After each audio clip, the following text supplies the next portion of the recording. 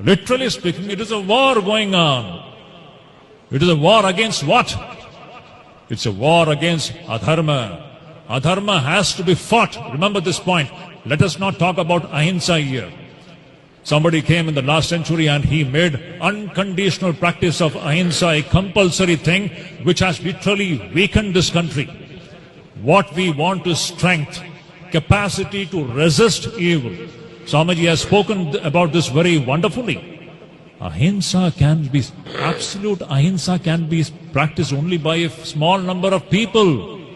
And for the common man and the common woman, remember, we should learn to resist evil. Whenever there is adharma, we should learn to resist it. There are three situations, especially in my assessment, which is very important. We have to fight back and not talk about ahimsa in three situations. Number one, when our country is in danger, what will you do? You will talk about ahimsa? When our rashtra, when our country is in danger, you will sit and talk about ahimsa?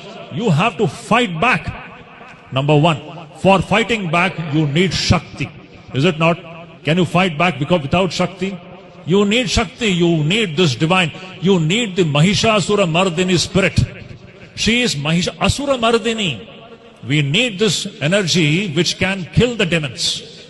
So first thing, to protect your country, to protect your Rashtra. Second thing, to protect your dharma.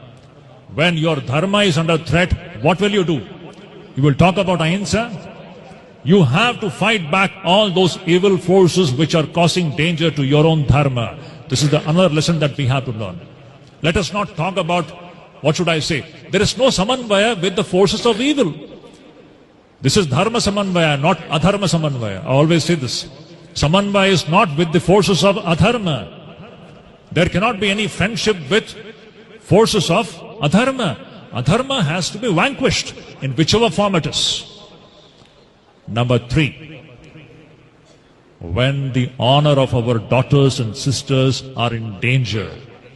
Tell me, when the honor of our own daughters and sisters are in danger, will you be talking about ahimsa? This is nonsense.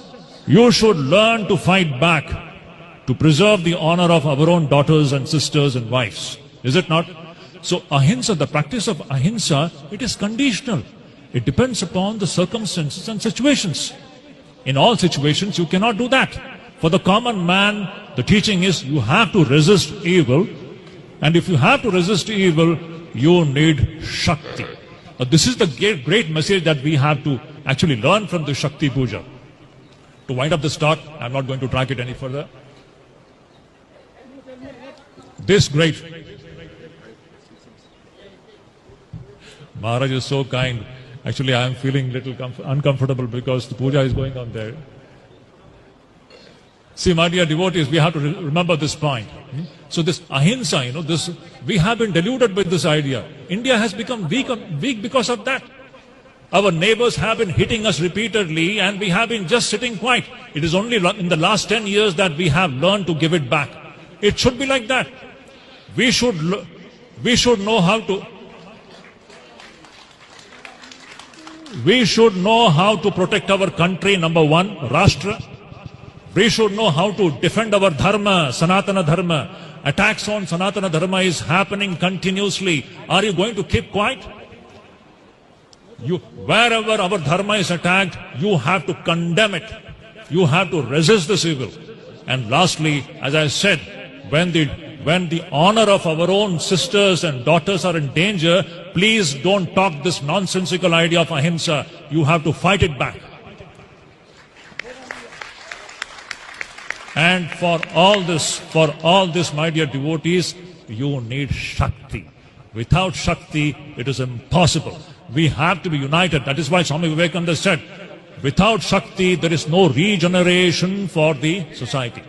So, my dear devotees, this is the extract of this wonderful Shakti Puja. We should remember that it is by awakening this Mahishasura Mardini spirit. It is only by awakening this spirit that we can, really speaking, make our country and our society what it is. So, that line from Aigiri Nandini, the last one, Jaya Jaya He Mahishasura Mardini Ramya Kapardini Shaila Sute. This Mahishasura Mardini spirit, this is the one spirit with which we have to go back from this so-called puja.